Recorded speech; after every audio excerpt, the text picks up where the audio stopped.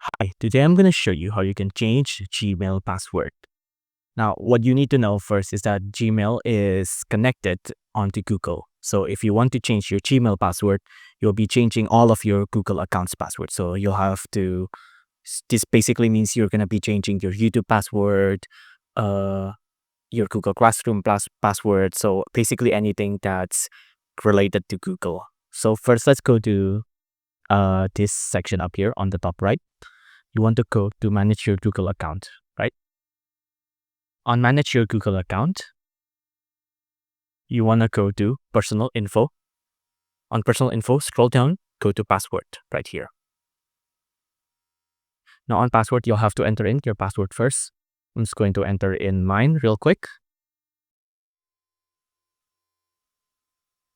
Once here, you'll have to create a new password and you'll also have to confirm it, right?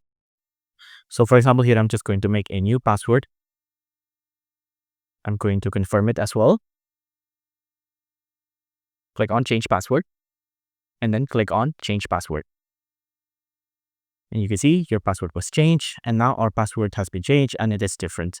You will have to relog on all of your account as well. If you like this video, please consider liking and subscribing.